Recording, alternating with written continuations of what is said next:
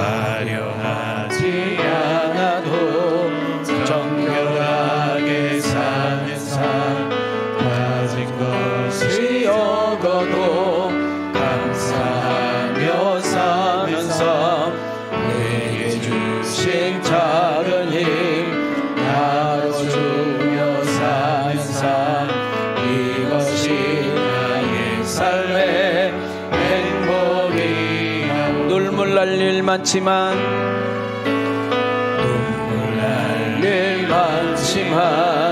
기도할 수 있는 것, 억울할 일 많으나 주를 위해 삼는 것, 비록 짧은 작은 삶 주 뜻대로 사는 것, 이것이 나의 삶의 행복이라고.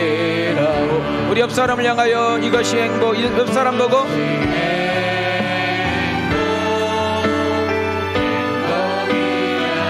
하나님의 세상이 알 수 없는 하나님. 우리 뒷사람을 향하여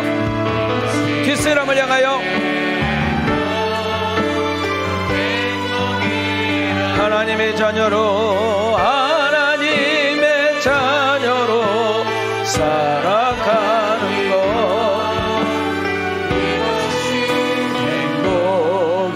행복이라고. 가슴에 손을 대시고 이것이 행복, 이것이 행복이라고.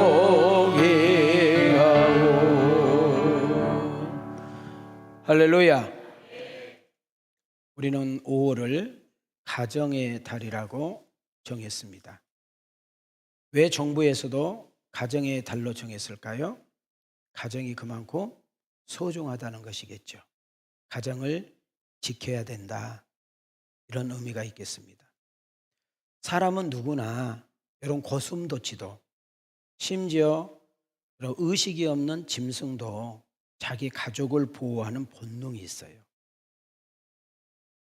제가 이제 텔레비를 볼 시간이 많지 않으니까 그러는데, 제가 월요일 날 오전에 특별한 어디 약속이었거나 강에 나가지 않으면 오전에 제가 꼭 이렇게 일어나면 TV를 좀 봐요. 지금은 그런 거 하는지 몰라도 옛날에는 다큐 동물의 왕국, 탄자니아 거기를 나옵니다. 근데 너무 비가 내리지 않아서 가뭄이 오니까 먹거리가 없는 거예요. 그래서 사자가 하루 내내 먹거리를 찾으러 다녀요. 근데 먹거리가 없어. 바운드리가 이제 넓어지는 거죠. 그런데 사슴 한 마리를 딱 발견해요. 여러분, 죽기 살기로 뛰어서 사슴을 딱 잡아. 그럼 사자가 어떻게 해야 돼? 이제 거의 지금 거의 몇 달 동안 굶었으니까 먹어야 돼, 안 먹어야 돼? 먹어야 되죠. 근데 안 먹어. 그걸 잡아가지고 질질 끌고 와서 어느 정도 이렇게 하니까 자기들께만이 표현하는 언어가 있잖아요. 소리를 내더라고. 그랬더니 4마리 사자가 와. 그러니까 그 순놈이 사냥을 하고 그 안놈하고 새끼들을 먹이는 거야. 그래서 그 순놈이 옆에서 탁 앉아서 보초를 써. 누가 올까 봐. 난 그걸 보면서 네가 나보다 낫다.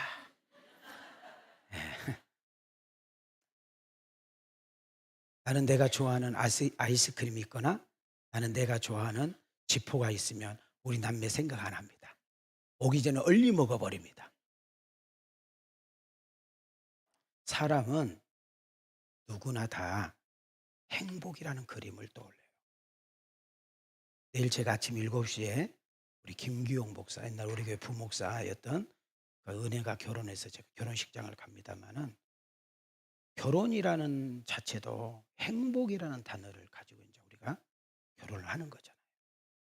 장사를 하는 것도 그렇고, 사업을 시작하는 것도 그렇고, 친구를 사귀는 것도 그렇고, 우리 어떤 취미를 우리가 시작한 것도 그렇고, 여러 가지 우리가 도전하는 그 마지막에 꼭지점은 행복이라는 단어가 있어요.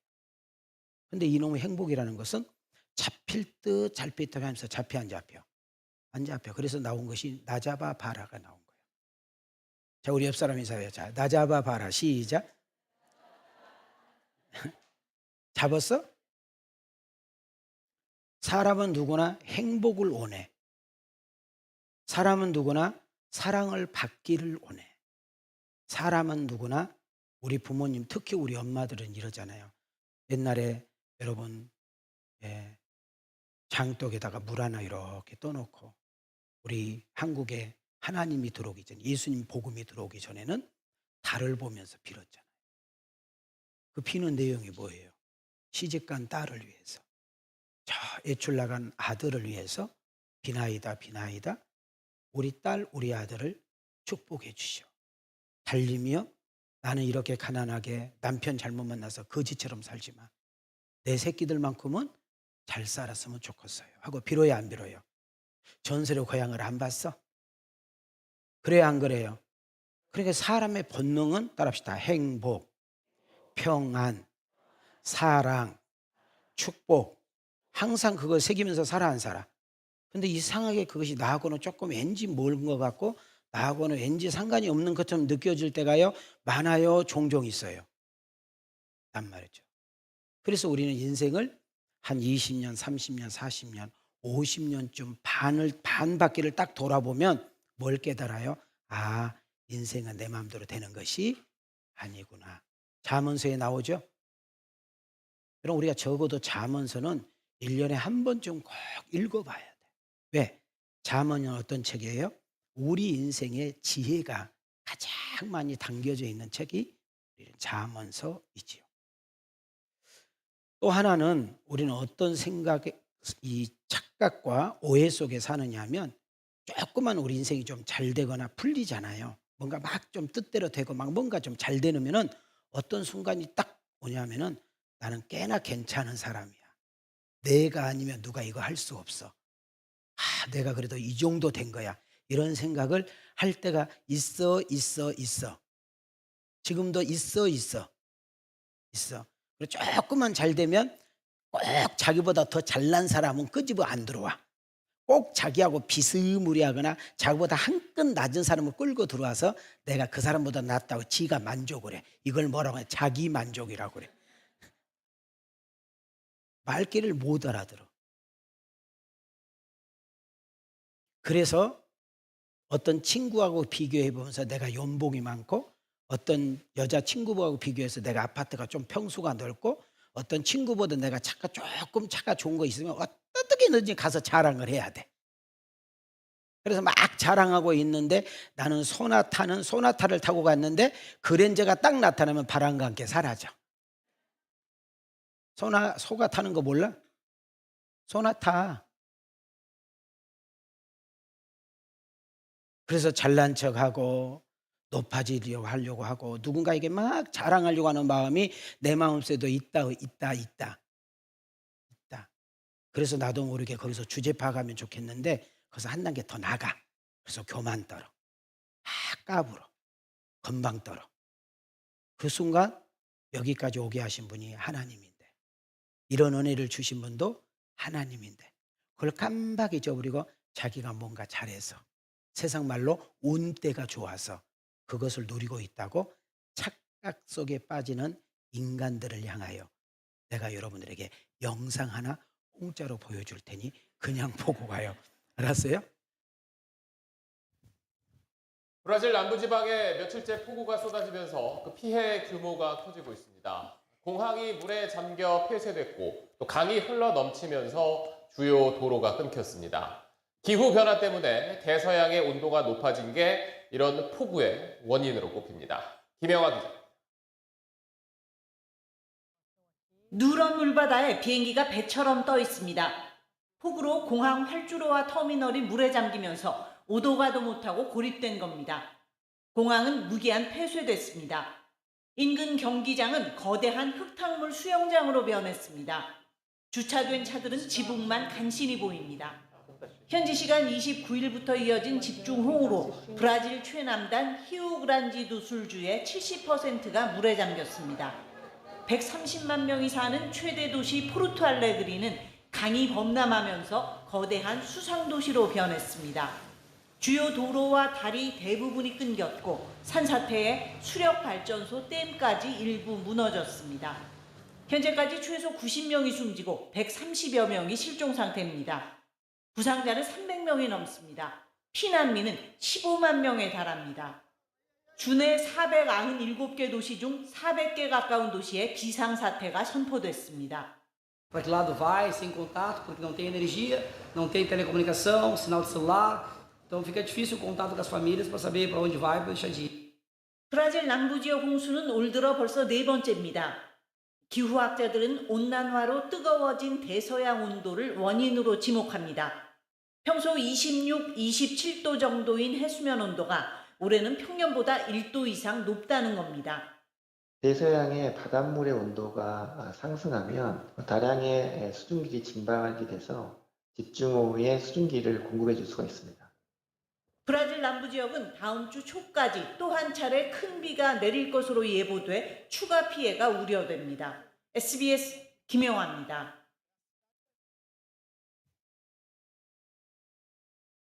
제가 여러분들에게 왜 이거 보여줬을까요? 물에 잠기게 되니까 물재앙이 다 잠그게 만들고 물의 저주가 다 쓸어버리고 물이라는 무서운 무기가 그 자동차 다 지금 잠겨진 자동차 써요. 근데 저것이 또 이제 더 못 산 나라로 가게 되는 거죠. 큰 소치리 말라는 거예요. 우리는 늘 겸손해야 되고 겸허해야 되고 은혜로 살고 있다는 사실을 놓치면 안 된다는 거예요. 아무리 과학이 발달되고 아무리 좋은 세상에 산다 할지라도 기후 하나 안 되잖아요. 그럼 모든 이것을 주관하신 분은 우리 여호와 하나님이라는 사실을 놓치지 말아야 돼요.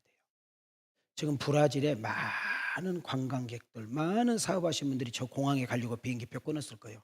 우리는 모르지만 그래 안 그래? 가 못 가? 내릴 데가 없잖아. 우리는 내일 일도 알지 못해.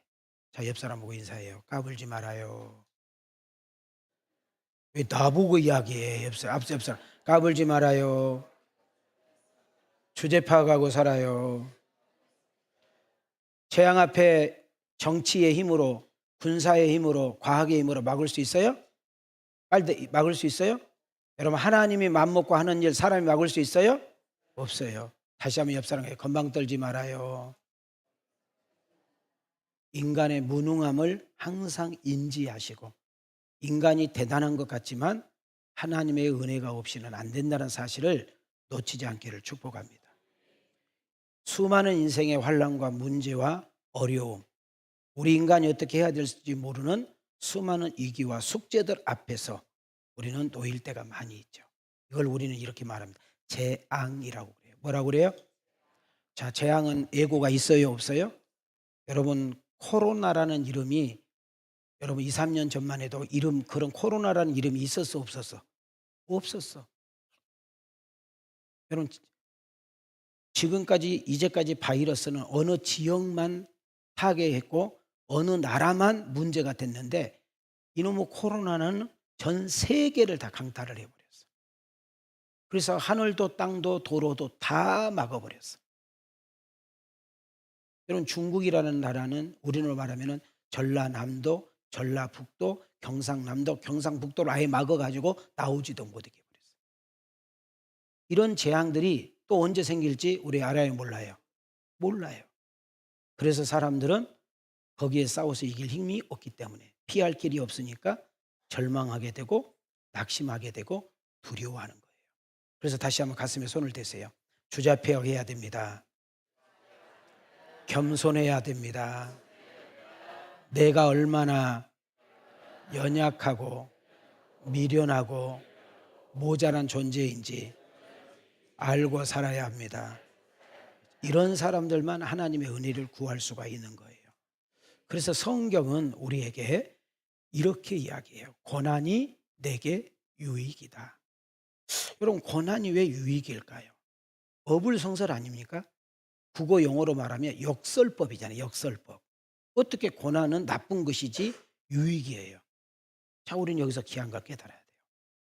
하나님이 없다 하는 사람들이 고난이라는 것이 딱 다가올 때 하나님을 찾게 돼요. 조금 먹고 살만하니까 하나님을 멀찍이 떨어졌던 인간들이 고난이라는 문제가 딱 옴으로 인해서 하나님 앞에 납작 엎드리게 돼요. 예배 왜 빼먹냐고 물어봤더니 바쁘대. 기도 왜 안 하세요? 그랬더니 피곤하대. 왜 얼굴 보기가 어려우세요? 그랬더니 모임이 너무 많대. 그랬더니 암 말기가 걸리니까 갈 데가 없어. 시간이 너무 많아. 맨날 교회 오더만. 아침에도 와, 낮에도 와, 저녁에도 와. 또 왔어. 또 못 알아들여. 아니 바빠서 예배를 안 드려. 피곤하다고 교회를 안 나와. 모임이 많다고 기도회 안 해. 뭔 말인지 이해가 돼요? 그런데 죽을 병이 걸려서 병원에서 손두니까 늘 교회에서 있더라고. 또 못 알아들어. 이해가 되셨어? 저는 이 단어 가지고 계속 묵상을 했어요. 왜 고난인데 내게 유익이라 할까? 여러분 혹시라도 우리가 욥기서를 한번 쭉 읽어보면 욥기서가 한 3단계로 나눌 수가 있어. 몇 단계로? 자, 이 욥이 1, 2장에서는 쫄딱 망한 장면이 나와. 그리고 3장부터 연속 상당히 오래 장은 빌단, 소발, 엘리바스라는 세 친구가 와서 연속 욥을 괴롭히는 내용이 나와. 이해가 되셨어? 예? 그러니까 그 단단한 욥이, 그렇게 믿음 좋은 욥이 흔들려. 무너지기 시작해.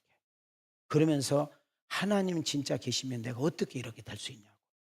더 나가서 욥기서 중반에서 조금 넘어가면 자기 집에 있는 종들이, 머슴들이 삐죽거리고 조롱했다고 그랬고, 여러분 아이들도 자기를 말을 우습게 여겼다고 했고, 그래서 이제는 더 이상 어떻게 해야 될지 모르는 지경까지 가니까 우리가 볼 때는 욥이 하나님을 떠나버릴 것 같은 그런 상황까지 가.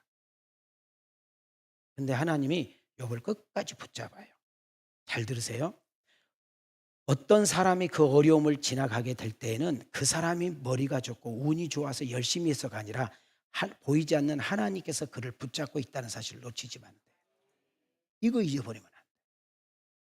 그래서 욥이 이제 후반기에 가서 복을 받기 전에, 잡아요. 욥기서 40장이 넘어가기 전에 어떤 작업을 먼저 하냐면 이런 말을 해요.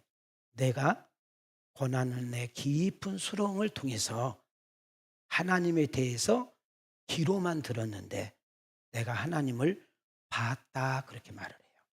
자, 욥이 하나님을 뭐로만 들었는데? 귀로만 들었는데, 고난이라는 학교가 길어지면서 자기가 하나님을 뭐 했다고? 그런 은혜가 있기를 주의 이름으로 축원합니다. 그리고 난 다음에 이렇게 그 표현을 해요. 나의 믿음이 드디어 정금과 같이. 뭐와 같이? 여러분 좋아하는 금이 나왔네. 여러분 금이 되려면 용광로 속에 들어가서 불순물이 다 타고 남는 것만 금이야. 내가 고난이라는 과정, 물질이라는 고난, 사람이라는 고난, 자식이라는 고난, 질병이라는 고난을, 그리고 주변 이웃과의 관계의 고난을 통과하고 난 다음에 드디어 나의 믿음이 금과 같이 바뀌었구나, 그래요. 그리고 나서 마지막 장 욥기서 45장에 가보면 하나님께서 욥을 갑절의 은혜를 주셨다, 이렇게 말을 해요. 그러니까 욥이 갑절의 은혜를 받았을 때, 여러분 욥이 갑절의 축복을 받았을 때 그가 교만할 수 있을까요? 그가 하나님 앞에 건방 떨 수 있을까요? 아, 나는 아무것도 아니구나. 내가 할 수 있는 것은 아무것도 없구나. 내가 가정을 지켜보려고 해도, 내가 아내를 지켜보려고 해도, 내가 뭔가를 해보려고도 안 되는구나. 하나님의 은혜가 있어야 되는구나. 하나님의 역사가 있어야 되겠구나. 이걸 깨닫게 되는 거예요. 저는 고난이 유익이라는 이 단어를 정말 많이 봐요. 그렇게 건망 떨었던 사람이 고난의 해초리를 한번 딱 받으니까 겸손해지고요. 그렇게 지 마음대로 청박직적으로 살고 지가 주인처럼 살았던 인생이 한번 딱 꼬꾸러지기 시작하니까 하나님을 찾는, 하나님 앞에 죄하고 깊이 찾는 단계로 들어가더라, 그 말이에요. 여러분들이 선택해야 돼. 후려 얻어 터지고 이런 은혜를 깨달을 거예요? 후려 안 터지고 이걸 은혜를 깨달을 거예요? 옆 사람과 인사가, 집이는 얻어 터지고 깨달을 것 같아요. 시작. 드디어 눈 감으신 분이 눈을 떴어. 후려 친다니까 눈을 떴어. 지금 제 말 이해가 되셔요? 여러분, 나는 고난 좋아하는 사람 누가 있어? 다 싫어해. 고난 좋아한다. 두 손 들고 아멘. 나만 아멘 하고 있네. 다 싫어해. 다른 사람 다 고난 받아도 나는 안 받았으면 좋겠고, 다른 사람은 다 그런 고난이 있어도 우리 집만 없으면 좋겠다. 자, 끄떡끄떡. 상당히 세게 흔들어야지. 그런데 나와 상관없이 고난이 와. 저 집에만 있는 고난이 우리 집에도 와. 저 동네만 있었던 어려움이 우리 집에도 와. 끄떡끄떡. 근데 하나님이 그걸 통해서 깨닫게 하신 것이 있더라는 거예요. 그래서 우리가 어떤 고난이 오거나 어려운 일이 오게 되면 우리는 어떤 기도를 해야 되냐면, 따라합시다. 하나님, 이기게 하옵소서. 견디게 하옵소서. 내가 솔직히, 따라합시다. 내가 솔직히 뭔지 모르겠습니다. 내가 하나님 앞에 기도하고 말씀 앞에 설 때에 미련하고 무지한 나에게 깨달아지게 하옵시고, 이 일을 통하여 당신의 뜻이 이루어지기를 원합니다. 할렐루야. 이 은혜가 우리에게 있기를 소망합니다. 우리 내일 일은 난 몰라요 노래하시죠? 우리 한 번만 불러볼까요? 은진아 미안해, 예고가 없이 나왔다. 아우, 너무 좋아서 웃고 있어. 일은 난 몰라요, 하루하루 살아요. 불행이나 요행함도 내 뜻대로 못해요. 험한 길 가고 끝이 없고 보내요. 주님 예수 팔레미사 내 손 잡아주소서. 우리 두 손 들고 내일은 난 몰라요, 장래일도 몰라요. 아버지여 날 붙드사 평강한 길 주옵소서. 우리는 가정의 달을 맞이해서 우리의 머리를 조아리면서 기도해야 됩니다. 하나님, 내게 은혜를 주세요. 하나님의 긍휼과 자비를 부어주세요. 그리고 하나님의 도우심과 공급하심과 지키심이 없이는 나는 아무것도 아니라고 고백할 수 있는 은혜를 주옵소서. 이렇게 고백될 때 하나님은 세 가지로 나타나는데, 첫째, 여호와께서 뭐 하신다? 지켜주신다. 시편 121편 3절 4절입니다. 시작. 여호와께서 너를 실족하지 아니하게 하시며 너를 지키시는 이가 졸지 아니하시리로다. 이스라엘을 지키시는 이는 졸지도 아니하시고 주무시지도 아니하시리로다. 여러분, 이 졸지도 않는다는 말이, 내가 이걸 도대체 뭘로 묵상하면서 한번 나눌까 생각하다 보니까 우리 아기 엄마가 생각났어요. 여러분, 10달 동안 배에 넣었던 여러분 산모가 아이를 출산을 하면 제일 예민할 때가 한 두세 달 정도 될 때가 예민하잖아요. 그러면 조금만 부스러기 소리가 나도 엄마는 깨. 여러분, 아이가 뭔가 좀 이렇게 숨소리, 아이의 그 어떤 그 이야기, 그 소리에 따라서 벌써 엄마는 기저귀를 갈아야 되겠다, 소변을 했다, 응아를 했다 알 수 있어. 남자는 그냥 자. 그리고 이렇게 나는 출근해야 되니까. 연수국에서 안 보셨어? 그런데도요, 피곤한 엄마도 어떻게 할 수 없어. 그냥 잠잘 때가 있어 없어. 그럼 아기가 막 까무러지게 울 때 일어나. 여러분, 사랑하는 엄마는 그럴 수밖에 없어. 그런데 우리 하나님은 우리의 1.1초 1분도 우리에게 놓지 아니하고 역사해 주신다는 사실을 여러분 기억할 수 있기를 소망합니다. 여러분, 내가 잠잔다고 숨까지 멈추면 돼, 안 돼? 여러분, 숨도 좀 쉬어야 되니까 그냥 멈춰야 돼.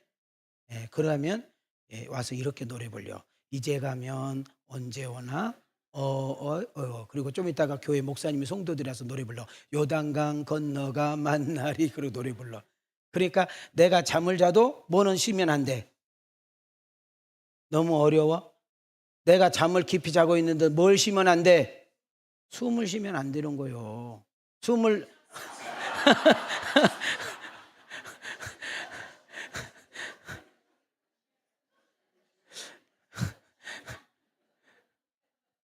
내가 실선이가 그렇게 좋아?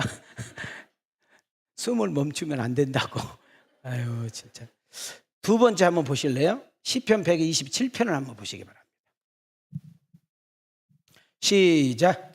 여호와께서 집을 세우는 자의 수고가 헛되며 여호와께서 성을 지키지 아니하시며 파수꾼을 깨어 있음이 헛되도다. 자, 두 손을 이렇게 들으시고 옆 사람에게 이러세요. 우리의 가정을 그분이 지켜주셔야 된대요. 우리도 노력을 해야 되고 우리도 수고해야 되지만 가장 결정권은 그분께 있는 줄 믿습니다. 그리고 가장 중요한 거 하나가요. 우리가 복을 받으려고 별짓을 다 해요. 그러니 여러분, 복의 출발점, 복의 근원자는 여호와 하나님이라는 사실을 놓치지 않기를 소망합니다. 자, 시편 128편 5절을 보세요. 시작. 여호와께서 시온에서 내게 복을 주실지어다. 너는 평생에 예루살렘의 번영을 보며. 자, 여기서 시온이 어디예요? 하나님의 임재의 장소예요. 시온이 뭐예요? 하나님이 계신 장소예요. 그러니까 복은 하나님으로부터 온다는 거예요. 내가 노력하고 내가 수고해서가 아니라 복의 근원은 하나님으로부터 온다는 거예요. 그래서 우리 찬양 가운데 옛날에 폐송 때 많이 부른 찬양이 복의 근원.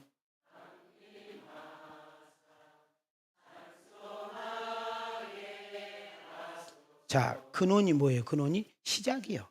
복의 시작은 누구로부터? 여러분, 그래서 우리가 찬양 가운데 괴로울 때 주님의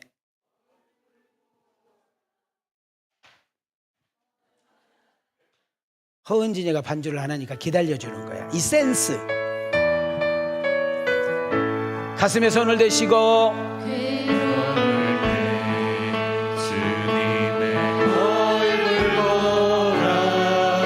평화의 주님 바라보아라. 세상에서 시달린 친구들아,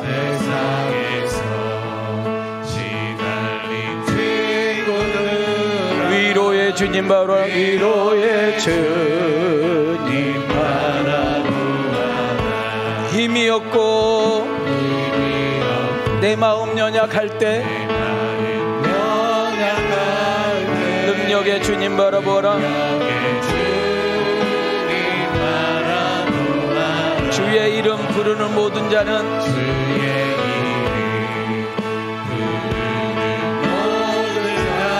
힘 주시고 늘 지켜주시니 아멘인가요? 두 손 들고 눈을 들어 주를 보러 내 모든 염려 주께 맡겨라. 슬플 때에 주님의 얼굴 보라. 사랑의 주님 안식 주리라.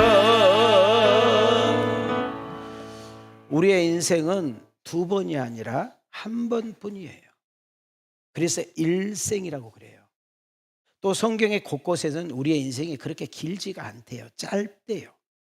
그래서 야고보서를 비롯해서 여러 곳에서 인생을 비유할 때 인생은 안개다, 인생은 이슬이다, 인생은 꽃이다 이렇게 말을 해요.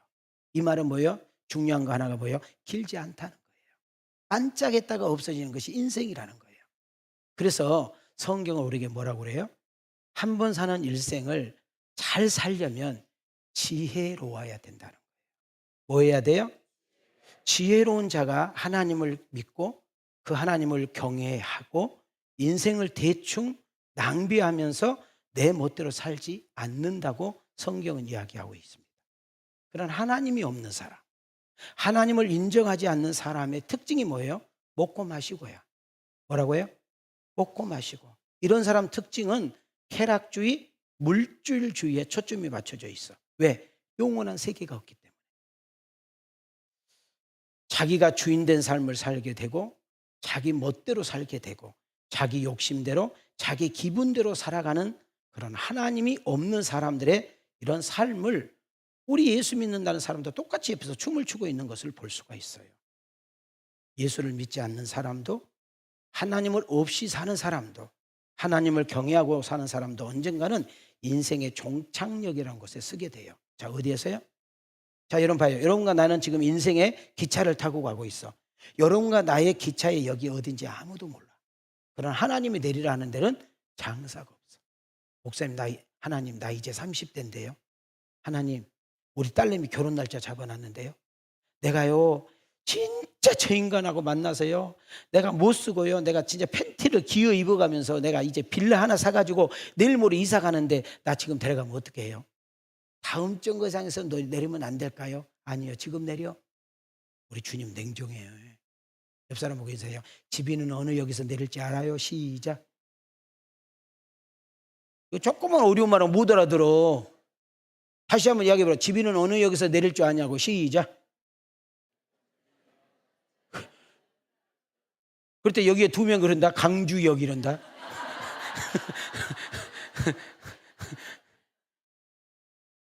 강주역에서 내리지 말고요, 삼동역에서 내리세요. 왜 그래요? 영원한 세계가 없기 때문에 그런다. 자기가 주인된 삶, 자기 멋대로 사는 삶은 인생의 종착역 앞에 오면 바르르 떨어요. 왜? 끝이니까. 근데 우리가 하나님을 진짜 만난 사람, 하나님의 영 성령이 내 안에 있는 사람, 그리고 하나님의 나라를 소유하면서 살았던 사람은 의사가 아이고 참 너무 늦게 발견됐네요. 이제 세상 떠날 준비를 좀 하셔야 되겠네요. 그럴 때 더 그분이 기뻐하는 일을 살면서 준비를 하는 거예요. 성경에 보면 10처녀 비유가 나와요. 몇 처녀 비유가 나와요? 그 5처녀는 지혜로운 여인이라고 하고 5처녀는 미련한 여인이라고 그래요. 자, 신랑을 기다려도 안 오네. 하루가 기다려도, 일주일이 기다려도, 열일이 기다려도 안 오니까 지혜로운 여자는 언제 올지 모르니까 늘 기름을 보충하면서 깨워서 그 신랑을 기다리는데, 이런 곰탱이 여자들은 아이고 안 온가 봐 하고 퍼자. 그래서 성경에 보니까 신랑이로다, 신랑을 맞으라 그랬더니 기름을 준비하며 껴있는 여인은 앞에 서가지고 신랑을 맞이해. 근데 그 5처녀가 딱 들어가고 나가니까 문이 딱 닫혀버리네. 그랬더니 5처녀, 미련한 5처녀이 문을 잡고 그러면 안 돼요. 그러면 안 돼요. 내가 여기 왜 있는데. 자, 옆 사람 보고 시작. 옆 사람 보고 그러면 안 돼요. 시작. 그때 나온 용어가 문이 닫혔습니다. 오라이. 여기 나온 거예요. 뭐가 나왔다고? 조금만 어려우면 못 알아들어. 이쪽 동네 지금 남자 2명은 못 알아들어. 그때 나온 단어가 뭐라고? 문이 닫혔습니다. 오라이. 자, 성경 한번 띄워주세요. 시작. 그 후에 남은 처녀들이 와서 이르되 주여 주여 우리에게 열어주소서. 대답하여 이르되 진실로 너희에게 이르노니 내가 너희를 알지 못하노라 하였느니라. 그런즉 깨어있으라. 너희는 그날과 그때를 알지 못하였느니라. 자, 우리 한번 이 현장에서 해보세요. 자, 손을 들으시고 열어주세요. 시작. 열어주세요. 감기 걸렸니? 근데요, 12절에 너무 냉정한 말을 하잖아요. 나는 너 모른다 이래버려요. 나는 너 뭐한다? 모른다. 끝나버려. 그러면서 13절에 뭐요? 깨어있어. 정신 차려. 이거 되게 중요한 거예요. 옆 사람 보고 있어요. 깨어있어. 정신 차려. 시작. 근데 지금도 눈 감고 있잖아요. 그랬더니 그런데 내가 언제 눈 감았냐고 생각 중이라고.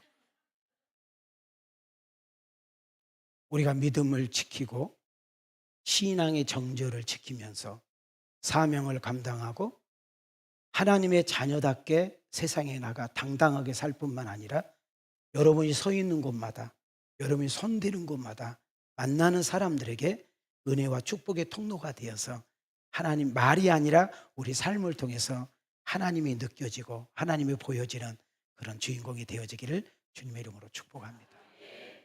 자, 우리 한번 손을 이렇게 들으시고, 자, 띄워주세요. 시작. 볼지어다 그가 구름을 타고 오시리라. 각 사람의 눈이 그를 보겠고 그를 찌른 자들도 볼 것이요 땅에 있는 모든 족속이 그로 말미암아 애곡하리니 그러하리라. 아멘. 이것들을 증언하신 이가 이르시되 내가 진실로 속히 오리라 하시거늘. 아멘. 주 예수여 오시옵소서. 주 예수의 은혜가 모든 자들에게 있을지어다. 자, 저를 따라합시다. 아멘. 주 예수여 어서 오시옵소서. 예수님의 은혜가 자기 이름을 댑니다. 윤민이에게 있을지어다. 하나님께 영광의 박수, 하나님께 영광의 박수.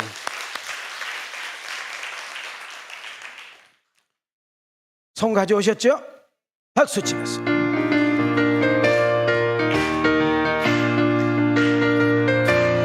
잠깐만. 저 북쪽에 배고파 뒤지는 그 종갓나 새끼들은 이러는데 안 쳐. 여기는 오늘 집에 가서 씻고, 여자분들 특히 여자분들 씻고, 아무리 게을러도 분은 지워야 될 거 아니야. 씻고 딱 누웠는데 잠이 안 와. 그러면 핸드폰에 영생교라고 쳐봐. 뭐라고? 2단 영생교 부천에 있어. 지금도요 5,000명이 쫙 줄 서 있어. 그리고 박수를 치는데 불길 같은 거. 진짜 하나님을 믿는다는 여러분과 나는 참 때 불길 같은 성령이요? 에이구, 악한 영이 왔다가 그냥 가버려야지. 그냥 졸다가 그냥 뭐하고 일어나야지. 어떤 분이 하도 좋으니까 목사님이 그냥 망신 줘가지고 좀 깨우려고 그랬더니 이 시간에 다 같이 천국 가고 싶은 분들 다 일어나시기 바랍니다. 다 일어났어. 누구만 안 일어났어. 개망신 당했어. 그랬더니 한 몇 주 효과 가더니 또 졸고 있어.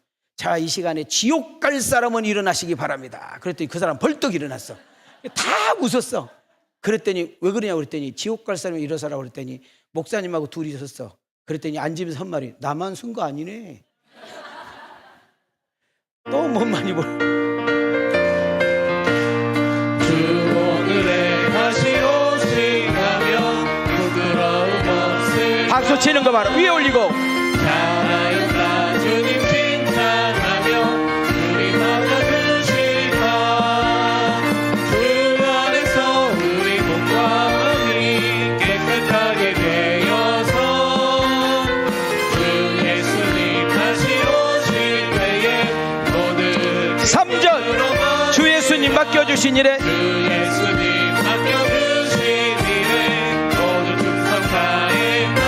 내 맘속에 내 맘속에 훨씬 넘게 영원 안식 없겠네. 영원한 시간에 주 안에서 우리 몸과 마음이 그 안에서 우리 몸과 마음이 깨끗하게 되어서 깨끗하게 되어 주 예수님 다시 오실 때에 주 예수님 다시 오실 때에 모든 기쁨으로 받으라. 그런 주인공이 내가 되길 원한다. 두 손 들고 아멘. 개뿔이나 두 손 들고 아멘.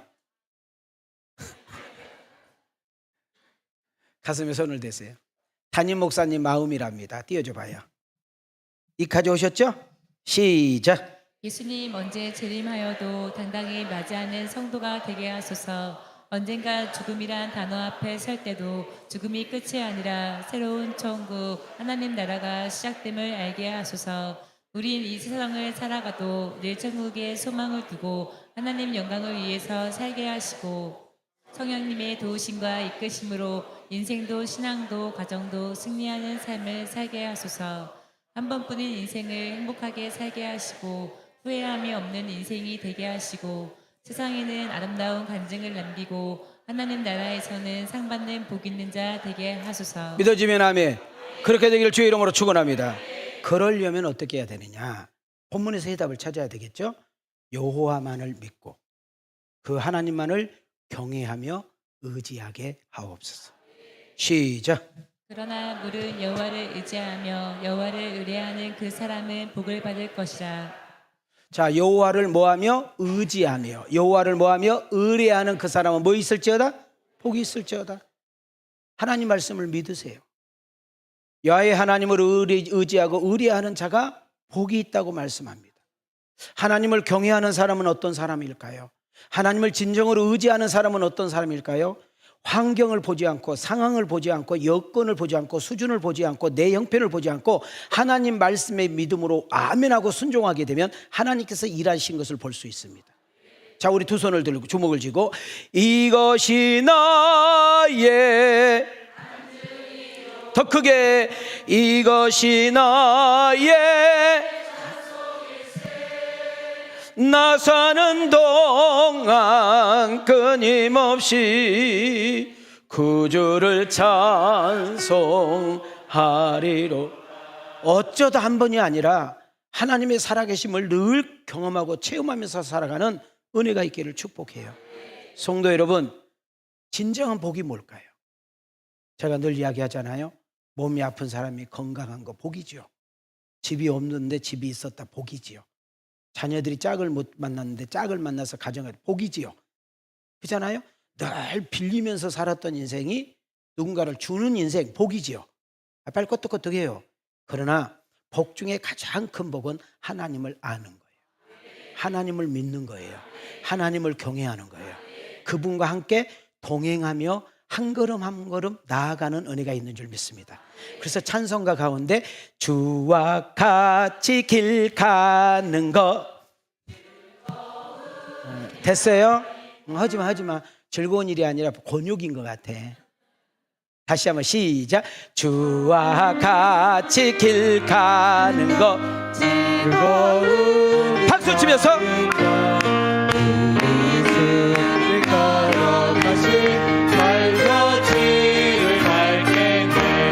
한 걸음 한 걸음 주 예수와 함께 날마다 날마다 우리 걸어가리. 믿음이라는 것이 뭘까요? 믿음. 여러분, 제가 여러분한테 종이를 한 장 나눠주고 믿음이 뭐예요? 그러면 자기 나름대로 다 이야기를 쓰겠죠. 그러나 우리가 원초적인 이야기, 원본적인 이야기는 이렇습니다. 하나님께 내 인생을 뭐 하는 거? 여러분, 인생을 살다 보면 힘들고 어려운 일이 있어요, 없어요?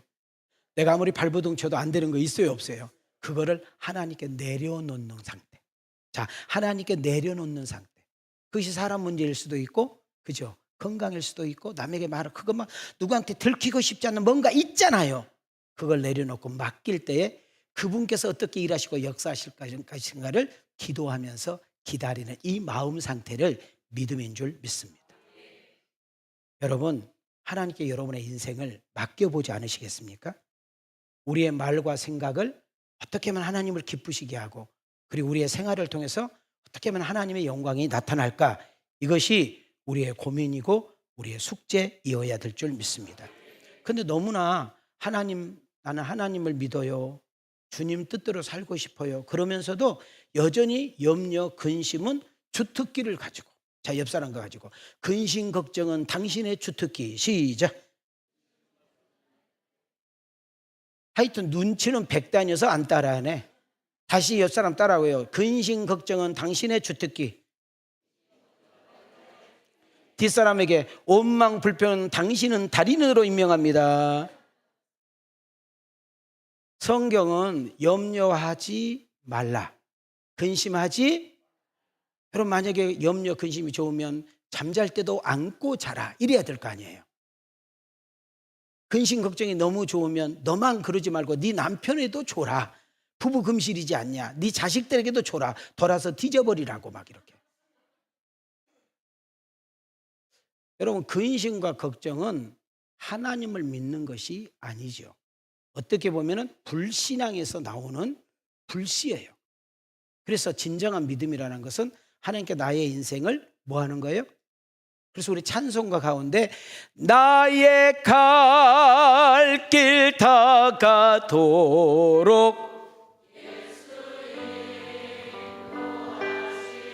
자, 그리고 손 들고 옆 사람 보고 뭘 시작.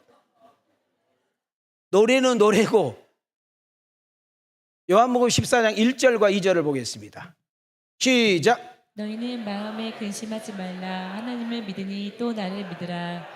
내 아버지 집에 거할 곳이 많도다. 그렇지 않으면 너희에게 일렀으리라. 자, 내가 너희를 위하여 거처를 예비하러 가노니. 자, 이 말씀을 우리가 알면은 우리가 생각하는 근심 걱정하지 마 이런 말이 아니에요. 예수님은 어느 날 제자들에게 천전병력 이야기하는 거예요. 야, 나 좀 있으면 너희들하고 떠난다. 야, 좀 있으면 너희들이 나 못 볼 거예요. 이런 이야기를 하는 거예요. 지금 제자들은 예수님 어째 쫓아다니? 뭐가 지금 한 자리 얻으려고 예수님한테 뭐 적 보려고 쫓아다니는데 좀 있으면 죽는다는 둥, 뭐 좀 있으면 떠난다는 둥, 좀 있으면 너희들한테 안 보이는 들. 그러니까 이들이 가슴 철렁해 안 철렁해? 그러니까 걱정하지 말어. 염려하지 말어. 내가 너희들한테 좀 잠깐 떠난 것은 너희들이 영원히 거할 그 하나님의 나라 초소를 예비하면 내가 다시 오리니. 그러니까 근심하고 걱정하지 이런 뜻이에요. 자, 베드로전서로 한번 가볼게요. 베드로전서 5장 6절 7절. 자, 우리 손을 들으시고 시작. 그러므로 하나님의 능하신 손 아래에서 겸손하라. 때가 되면 너희를 높이시리라. 너희 영예를 다 주께 맡기라. 이는 그가 너희를 돌보심이라. 자, 거기에 보면은 하나님의 그 손이 능력의 손이라는 거예요. 그 능력의 손에게 우리의 모든 것을 맡기게 되면 그분께서 돌보신다는 말은 일하기 시작하시고 우리가 할 수 없는 부분까지도 간섭하는 역사 일어난 줄 믿습니다. 그래서 결국은 여러분과 나를 통해서 간증을 통해서 찬양을 통해서 하나님의 이름을 높이게 되어지는 역사가 일어난 줄 믿습니다. 그래서 찬양이란 말은 여러 가지 언어가 있는데 하나 따라합시다. 하나님의 이름을 높여드린다. 이거 뭐예요? 간증. 우리 보면은 그 연말 때 보면은 연예인들 또 여러분 그 영화 배우들 와가지고 이렇게 조연상을 받고 주연상을 받고 그럴 때요. 방송 그 PD가요 수없이 가르친대요. 절대로 하나님 이야기하면 안 된다고. 여기 절대 종교 색채를 안 내는데 그것까지 해보잖아요. 저는요 하나님께 영광을 돌리고요 하나님께 모든 것을 영광을 돌립니다. 할렐루야. 하긴 뭐 니네들이 그거 해봤니? 다시 우리 한번 연습해봐. 자, 모든 영광은 하나님께 돌립니다. 시작. 아니 그럴 일 없지만 여러분 자녀들 후손들이 그렇게 나올 줄 믿어. 여러분 대만의 그 유명한 영화 배우는요 여러분 대종상을 받았을 때 주기도문 해버리죠. 주기도문. 근데 다른 사람들이 다 기분 나빠서 갈 줄 알았더니 기립박수 받아. 기립박수. 너희들이 하나님 사람들 앞에 나를 높이면 내가 너를 높여주리라. 자, 우리 옆 사람하고 인사해. 자, 하나님을 높이면 당신을 높여준대요. 시작. 아멘인가요? 그래서 간증이 되게 중요해. 그래서 간증할 때 내가라는 이야기가 들어가면 안 돼. 나는 최대한 숨겨지고 우리 그 하나님만 나타나야 돼. 아멘이죠? 그래서 우리 히브리서 13장을 한번 보실래요? 자, 시작. 그러므로 우리가 담대히 말하되 주는 나를 돕는 이시니 내가 무서워하지 아니하겠노라. 사람이 내게 어찌하리요 하느라. 우리를 돕는 분이 계신대요. 여러분과 나를 도와주신 분이 계신대요. 내가 기도하면 제주도에서, 내가 기도하면 LA에서, 내가 기도하면 호주에서, 내가 기도하면 우리 가게에서, 내가 기도하면 어둠의 권세가 있는 곳에, 내가 기도하면 그 문제가 아픔이 있는 곳에 일하시는 역사가 일어난대요. 그랬으니까 무서워하지 말래요. 두려워하지도 말래요. 왜? 그분께서 일하시고 역사하실 거니까. 이 사실을 믿어지면 정말 우리에게는 기도하게 되고 찬양하게 되는 역사가 일어난 줄 믿습니다. 여러분 찬양, 요즘 이 찬양을 잘 안 부르는데 여러분 이 눈에 아무 증거 아니 배워도 노래하세요. 거기 보면은 걸어가세. 자, 2절만 박수 치면서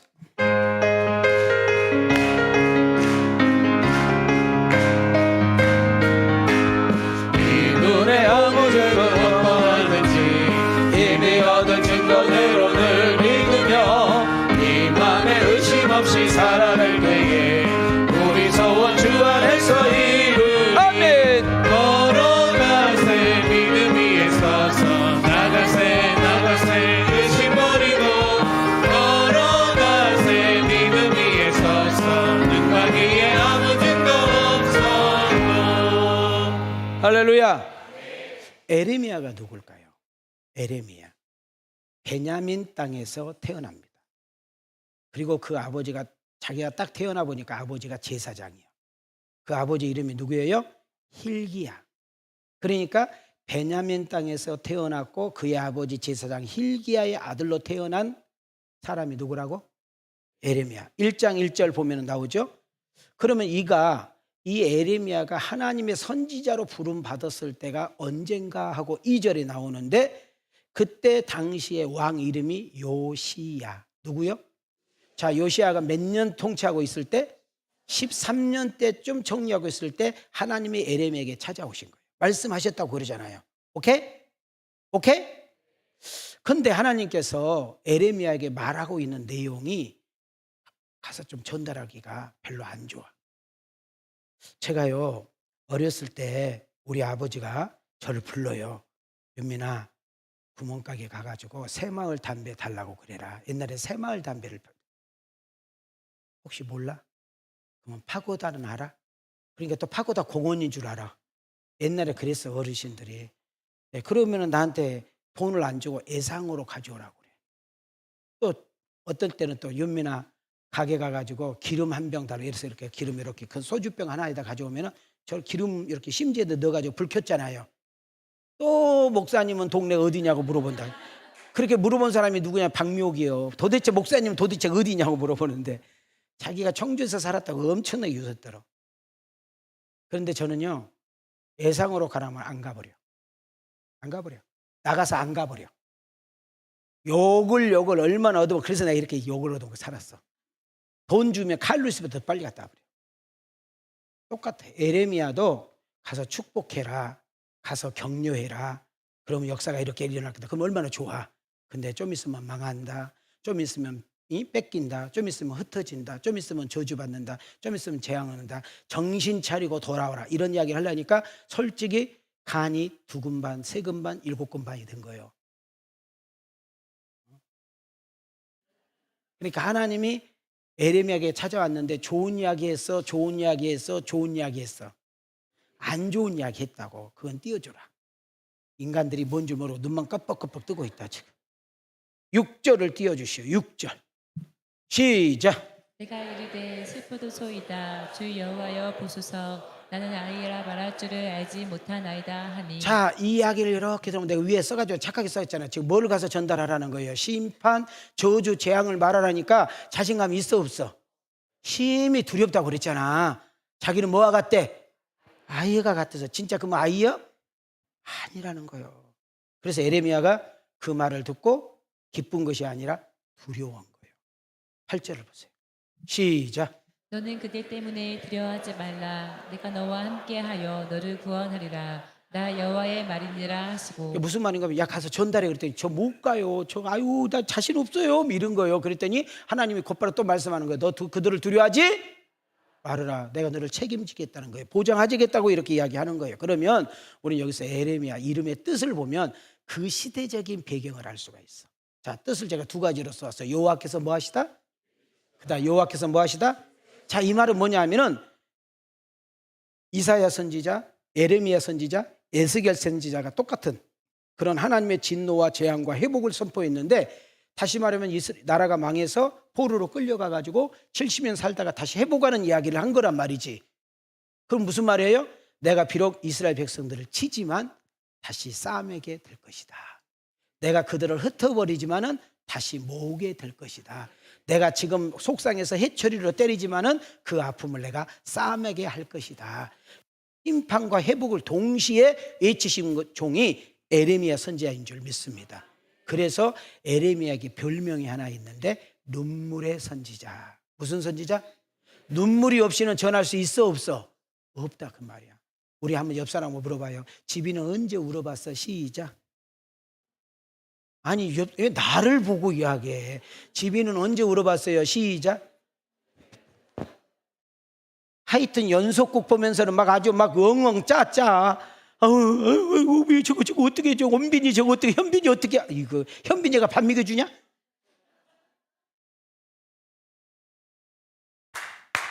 세상에 어떤 옛날에 부흥 강사님이 설교를 하는데 앞에 할머니가 그렇게 은혜를 받더래요. 그러니까 목사님이 그 할머니한테만 꽂혀가지고 하는데 나중에는 막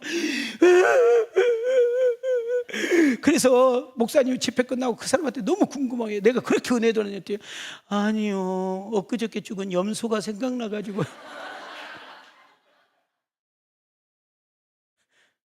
왜냐하면은 목사님이 이렇게 시험이 이렇게 있은 것이 그 염소같이 생겨가지고.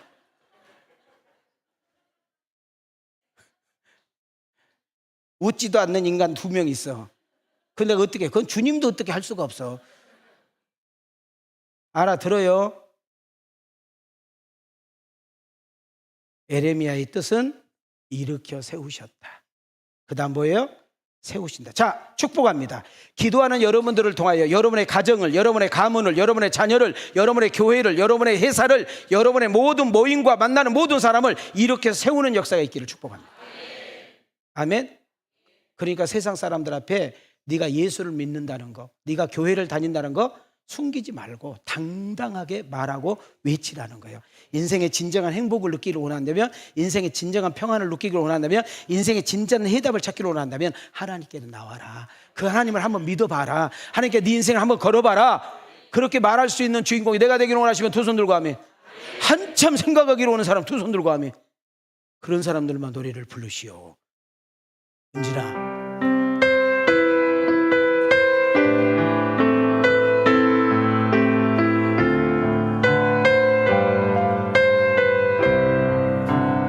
가슴에 손을 대시고 아무것도 두려워 말라.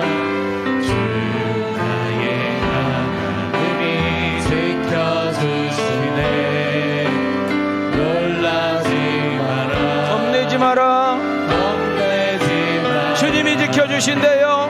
주님 나를 지켜주시네. 다시 한번 아무것도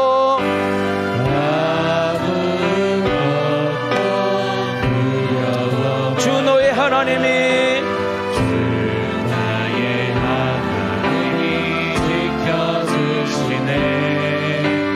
놀라지 마라. 겁내지 마라.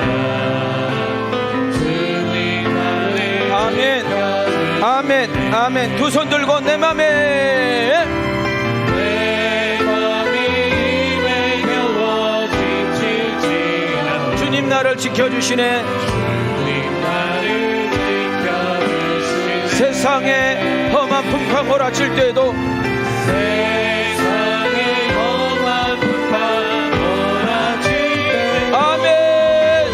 주님 나를 지켜주시네. 우리 반주 없이 주님은 나의 산성.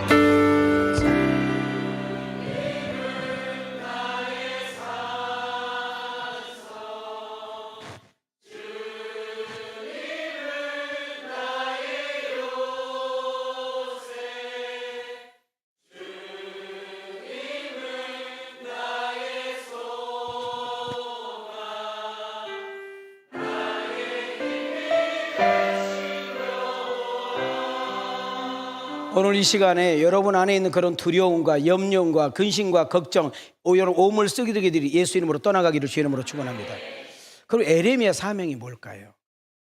슬픈 이야기, 저주의 이야기, 재앙의 이야기, 심판의 이야기를 세상에 나가서 뭐 해야 돼요? 선포해야 돼요.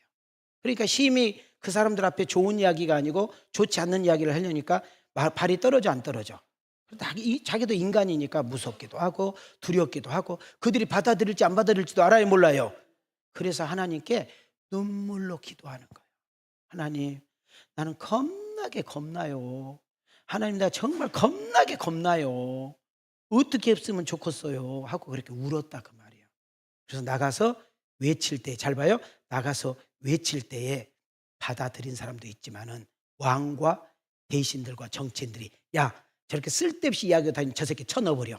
그래서 감옥에 집어넣어버리잖아요. 그러니까 여러분 정말 대통령들과 여당, 야당 이 정치인들을 위해서 진짜 울면서 기도할 때가 지금인 줄 믿습니다. 에레미야는 이 동네 저 동네 이 도시 저 도시 다니면서 외치는 거예요. 여러분, 왜 우리가 망하게 되는 줄 알아요? 왜 하나님 우리를 때리신 줄 알아요? 하나님이 우리를 치신대요? 하나님이 우리 것을 다 빼앗기신대요? 왜 저 이방 나라한테 농사 져놓으면 다 가져가 버리게 하고 살만하면 짐승 다 끌고 가버리고 왜 쓸만한 것들을 다 빼앗아 간대요? 하나님 내게 가르쳐 주셨는데 죄 때문이래요. 뭐 때문에? 무슨 죄인가 하고 물어보니까 우상의 죄. 자, 저를 봐요. 여러분들 이해를 하기 쉽게 제가 이야기를 할게요. 제가 성현이 아빠예요. 내가 이 새끼를 키웠어요. 정말 고생했습니다. 제가 죽도록 고생했고요. 뼈가 빠지도록 고생을 했어요. 그러면 우리 성현이가 저한테 아버지 이제는 그만 고생하세요.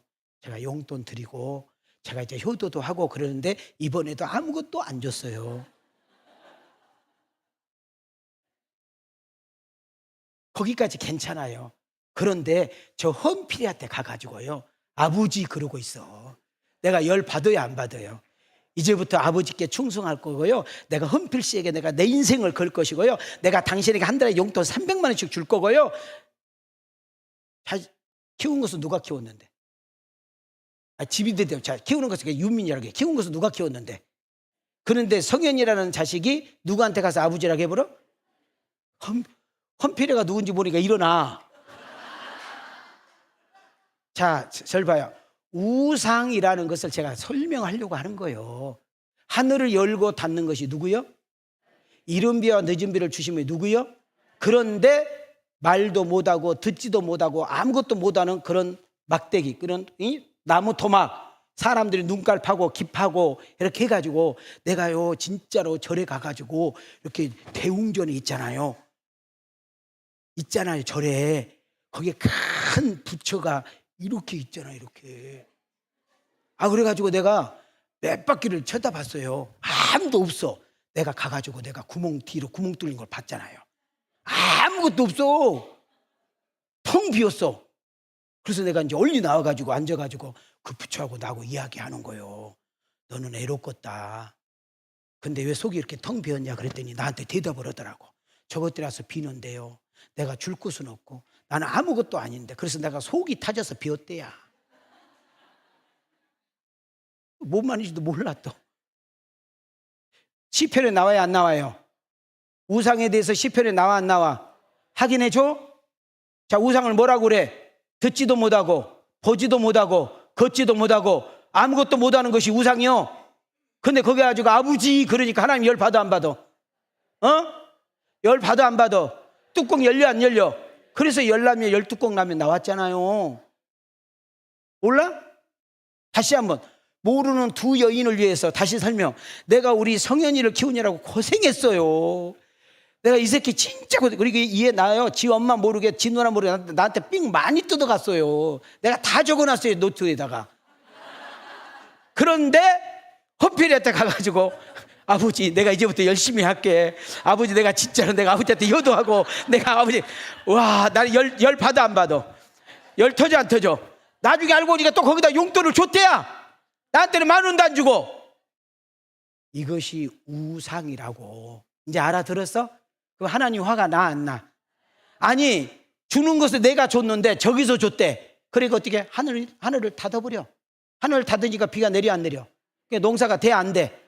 열심히 농사 져놔서 이제 추수하려고 하니까 적들이 와서 싹 걷어가버려. 먹을 것이 있어 없어?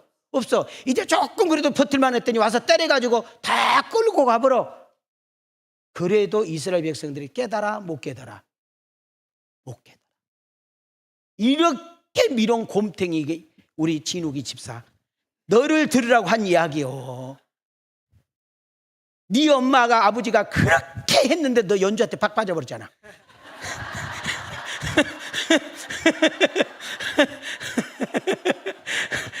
자기도 우리 태건이가 됐어. 태건이 너 자식 잘해야 이 새끼가 지금 이제 저 지수한테 빠져가지고 네 엄마한테 가지도 안 했지? 제가 이런 이야기는 다 지금부터 단도리를 치고 있는 중입니다 지금. 자, 우상이라는 거 이해가 되셨어? 다시 해줘. 여러분 부모님들이 왜 속상해? 내가 너를 어떻게 키웠는데? 네가 아파서 내가 너 치료하려고 내가 어떻게 했는데? 그런데 나이가 먹고 나니까 전화도 안 해. 애인 생기니까 찾아오지도 않아. 분가시켜 놓더니 전화번호 바꿔버려. 집에 갔더니 지금 고객의 번호는 없어. 이렇게 나와. 열 받아 안 받아.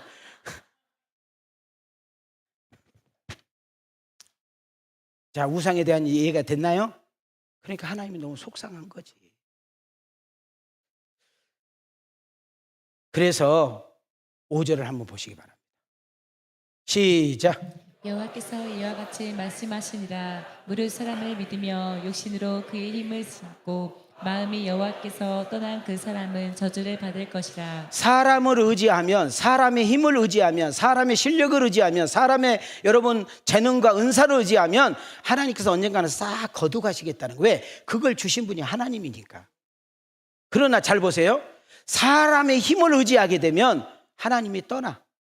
그러나 여호와를 의지하는 자는 복이 있나니. 여호와만을 의뢰하는 자는 뭐가 있나니? 복이 있나니. 7절 두 손 들고 시작. 그러나 무릇 여호와를 의지하며 여호와를 의뢰하는 그 사람은 복을 받을 것이라. 북쪽의 이스라엘과 남쪽의 유다가 무슨 죄를 졌어요? 하나님을 의지하기보다 누구를 더 의지했어? 자기의 힘과 능력을 더 의지하니까 결국 하나님이 필요해 안 필요해? 안 필요해. 하나님이 떠나버린 거예요. 하나님이 그걸 참고 참다가 안 돌아오니까 쳐버리는 거예요. 이렇게 말씀하고 계신 하나님이 누구요? 창조주시오. 그분은 누구요? 전지전능하신 분이요. 그분은 누구요? 생사복을 주관하신 분이요. 그분은 누구요? 안 계신 곳이 없는 것이요. 여러분, 그분은 지금도 어제나 오늘이나 영원토록 함께 역사하고 있는 줄 믿습니다. 그럼 우리는 누구냐는 거예요. 우리는 피조물이요, 내일 줄도 모르는 미련한 존재들이요. 깨닫기를 주의 이름으로 축원합니다. 자, 이렇게 이런 자신을 의지하고 하나님을 버려버리고 하나님을 떠난 이런 인생을 뭘로 비유하느냐 하면 나무로 비유하는 거예요. 뭘로 비유해?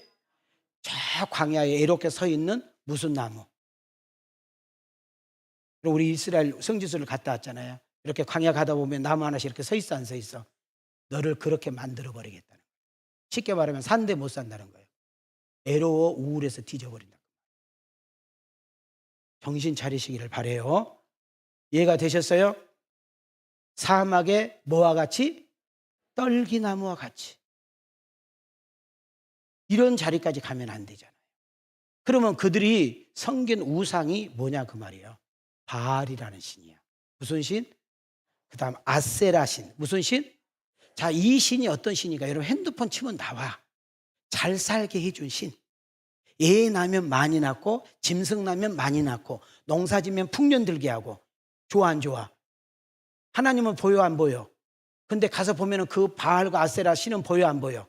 보이니까 그걸 믿어버리는 거예요. 그러나 그것을 진짜 조성하시고 주관하시고 역사하신 분은 우리 하나님인 줄 믿습니다. 그래서 1절을 보세요. 1절. 1절을 보는데 뭐 자꾸 진짜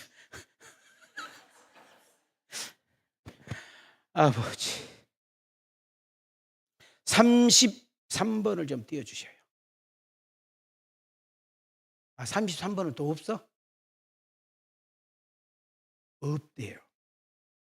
자, 33번 17장 1절에 보면 유다의 죄는 금강석 끝 철판로 기록되되 그들의 마음의 판과 그들의 제단뿔을 새겨 적거늘 이렇게 말해요. 그러니까 이스라엘 백성들이 죄를 졌는데 어디다가 새겨버린다고? 금강석에 새겨버린다는 거예요. 지워져 안 지워져? 안 지워져. 그 다음 또 하나 뭘 또 예를 들어서 뿔이라고 했잖아요. 뿔. 이제 나오네. 여러분 우리 하나님이 임재하는 뿔 있죠? 범제단에 보면 이렇게 양쪽에 뿔이 이렇게 4개 있잖아요. 거기에 원래 이제 제사장이 들어가서 거기에 피를 바르게 되면 우리의 죄가 사해지고 하나님께서 주신 축복이 임하는 역사가 일어난 줄 믿습니다. 그리고 여러분 이 제단뿔이 얼마나 또 대단하냐면 사람을 죽였는데 가서 피해가서 잡으면 누구도 그 사람을 죽여 못 죽여? 못 죽이는 거예요. 이런 놀라운 신비가 있어요. 자, 그럼 한번 좀 띄워줘 봐요. 밑에 쭉 35번 좀 띄워줘 봐. 자, 첫 번째 보니까 그들의 죄를 용서하지 안 한다. 내가 꼭 기억하겠다. 내가 반드시 심판과 재앙을. 자, 보세요. 왜 하나님이 심판과 재앙을 임하냐면 너희들이 믿는 그 바알과 아세라 신은 진짜다 가짜다? 그냥 나무 도막에 사람이 그냥 만들어 놓은 그냥 하나의 인형과 같다는 거예요. 인형. 여러분 우리 성의자매가 이 음악 치료 이런 미술 치료를 하다 보니까 집에 가면요 정말 진짜 인형이 많아요. 그냥 인형 나오면 안 되니까 그냥 유리에 넣어가지고 확 닫아놔 버렸어. 못 나오게. 또 뭐 뭔지 몰라. 나오면 큰일 나잖아요. 우리의 본질을 잘 보셔야 돼요. 3절을 한번 보실래요? 들에 있는 나의 산하 내 온 영토의 죄로 말미암아 내 재산과 내 모든 뭐와 보물과 산당에 있는 들로 뭐를 당하리니? 노략을 당해. 결국은 백성들의 죄 때문에 다 잃어버리게 된다는 거예요. 4절 한번 보실래요? 얼마나 비참한 이야기. 시작. 내가 내게 준 내 기업에서 내 손을 뗄 것이며 또 내가 너로 하여금 너의 알지 못하는 땅에서 내 원수를 섬기게 하리니 이는 너희가 내 노를 맹렬하게 하여 영원히 타는 불을 일으켰습니다. 자, 여기서 놀라운 충격적인 이야기 잘 봐요. 너희들이 가보지도 않는 나라, 너희들이 들어보지도 못한 나라에 가서 섬기는 역사가 일어나. 이거 뭐 바벨론 나라 나오잖아요. 내가 너희들을 끌고 가가지고 가보지도 않는, 알지도 못한 나라에서 뭐하게 하리라? 예?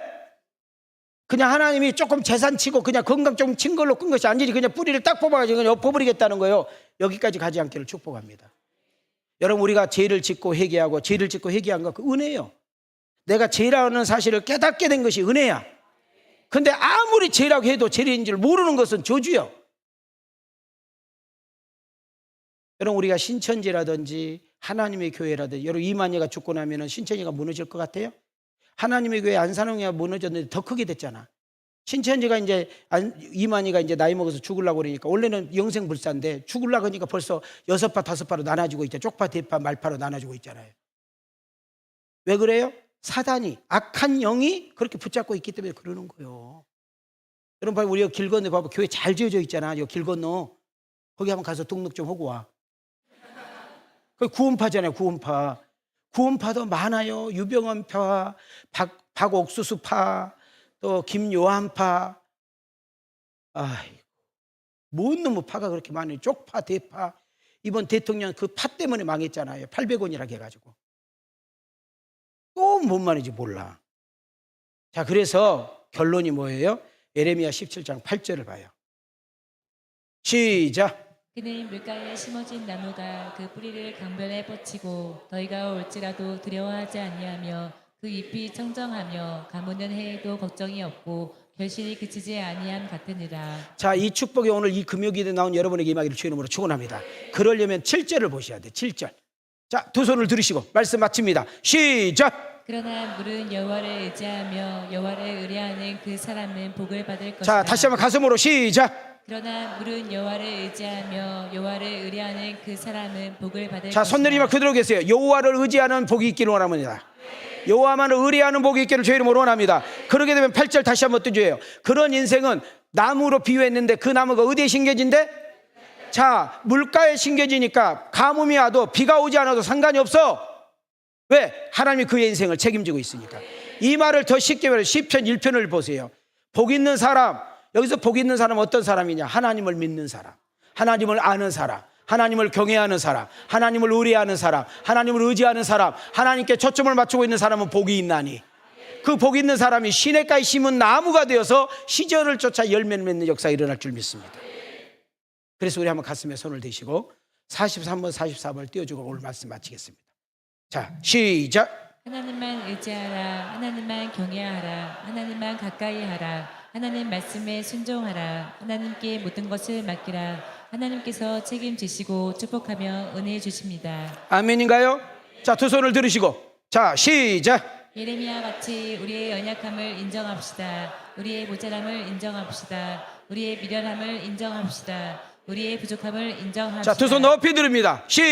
시작. 그리고 하나님 믿고 경외하고 맡기고 의지합시다. 자신의 힘, 자신의 실력, 자신의 능력, 자신의 실력, 자신의 백그라운드보다 하나님을 더 의지합시다. 하나님을 더 신뢰합시다. 하나님을 더 사랑합시다. 하나님을 더 경외합시다. 하나님을 더 가까이 합시다. 믿어지면 아멘.